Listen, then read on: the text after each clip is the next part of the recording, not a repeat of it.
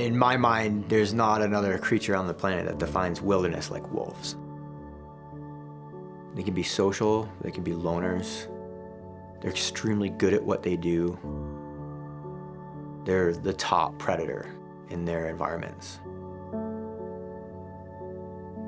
You often have this alpha pair of a male and a female, and they will pair up together, sort of like the king and the queen of their domain. The pack is healthy, and they defend their territory, and they raise their young, and they find their food, and it's amazing. There's the emotional connection and the spirituality that comes along with understanding wolves in their natural environment. And that's why I want to be with people in these places, to help them with that experience. Just lift up a little bit. Okay. They're in there. As a guide, I get to go out on conservation-focused trips all over the world.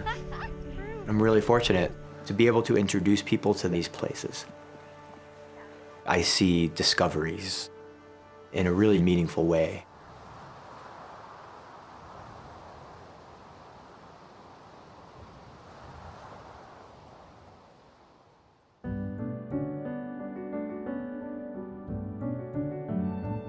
I grew up running around in the mountains, so they inherently just feel like a special place to me.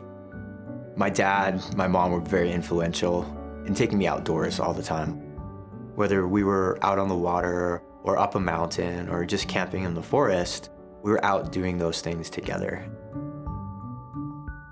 My dad, he had a very strong ethic when it came to the outdoors. He would literally get on his hands and knees and crawl around and stalk animals and spend months getting to know their patterns.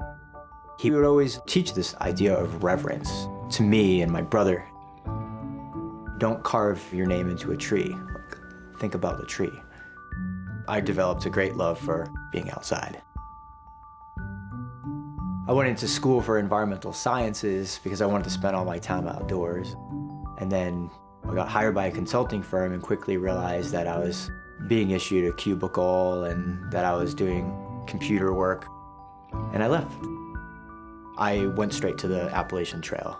And somewhere out there I decided to be a guide because I thought that was a pretty cool thing to be able to make that connection for people, to try to tell stories of these places and teach people all about the wilderness.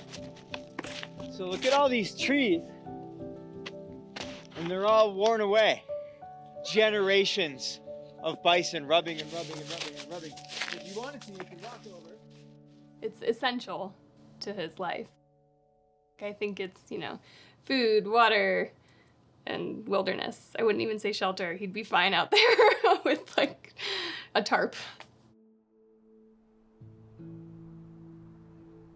I need the calm. I need to get out and have personal conversations with people. When you pass people on the trail and you say hello, and maybe stop and talk about your experiences coming from either direction. Those things just don't happen in the cities. Everything's fast-paced and it's moving all the time. But outdoors, everybody's friends.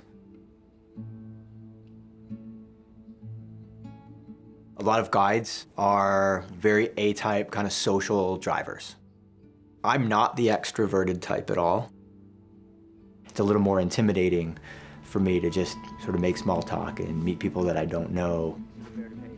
But then once I'm physically outside, that changes. So guiding, it's often easy for me to get up in front of people and share these places and share these experiences and kind of bring them into my little version of the world. We just saw 20% of the wolves that are in the park this morning. That was pretty amazing. Maybe one idea in understanding, the wolves is maybe understanding more about ourselves as well. There's so much more to the wolves, right? The stuff that we're scared of is a small part of their life. And while some things might be scary, sometimes those scary things are just unknowns. And when you dive in a little bit more and you get to know those things, they become less scary. Wolves are so charismatic. We can learn a lot about ourselves by watching them. They live in these intricate little communities. Fight with another pack, or there's another wolf that's not behaving and they gotta figure it out, and they do. But wolves don't live that long. After a while, you watch one of them pass away, maybe even getting shot outside of the park. And that's really hard. You've seen them through these challenges and these ups and downs, and suddenly they're not there anymore. But we can also, by watching them, realize that they're in these wild places and that these places are worth protecting. He's taught me so much about wilderness and why we love it and why we want to protect it. And I've adventured my whole life outside. A lot of that is for my sanity. I need to go for a trail run because I need to clear my head. But Colby goes out there for a different reason. He's not training for anything. He just goes out because he loves it. He loves sharing. He loves teaching people. When I'm out there guiding with people, you give them a little bit of this and you give them a little bit of that. And then you get them into one place where everything comes together and a little light bulb goes off. And then they're talking about ecology and they're talking about conservation, all on their own. And then when people leave, they become ambassadors for these places. And I don't take that lightly.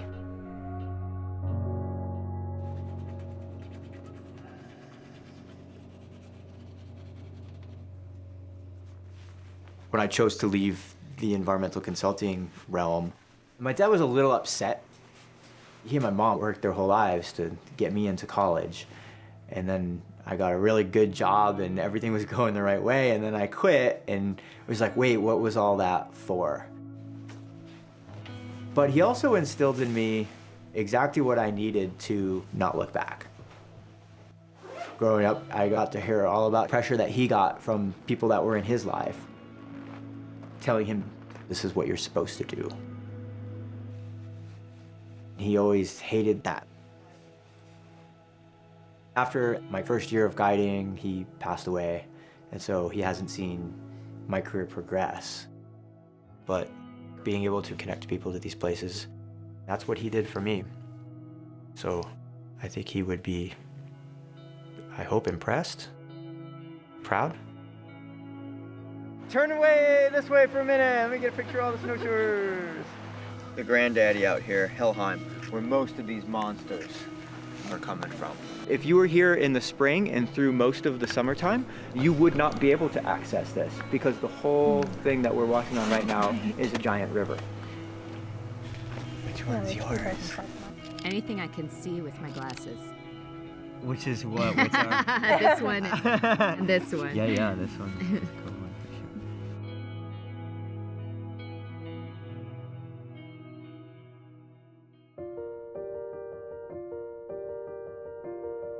As a guide now, it's been 16 years, and I find that most of those strong personal connections I've made with people in my life happened in the outdoors. It's a good place to spend time with the people that you love. We share that together and we get to carry that on. There's a legacy of that trip. I have those kind of wonderful experiences with guests all the time. And then they go home and I go home and I get a new group of people. But they're stories, they're not shared experiences anymore. Being able to relive experiences with the people in your life that you shared together is the best of both worlds. Sarah and I both work for a travel company. She organizes trips and plans them to a T. But when we go out, we often just run around by the seat of our pants. We can go right 15 minutes, and that takes us to a little town that he highly recommends. It's really beautiful. Let's do both. If we're supposed to go left, but we feel like we want to go right, then we do. Let's go left. Okay. Traveling with Sarah is great because you have that sense of discovery, but you're now doing it with someone that's really close to you. Those memories and those places and that time together, that's what you remember in life. You remember, oh, that adventure where we took this random road and we found this secret cave. It's about the adventure and the fun and the spontaneity and waking up next to Colby in a tent. That's the best. I think having access to the outdoors is just inherently good for people. I'm really fortunate that my parents took me out into the wilderness when I was young. They knew what the wilderness was all about. They knew how special it was. We went there because that was a good place to go. It's a good place to spend time with the people that you love.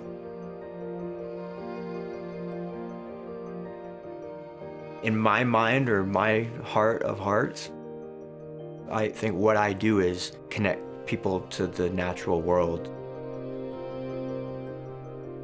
When all else is stripped away from our society, we still have the basic needs of the wolves and the wolf packs.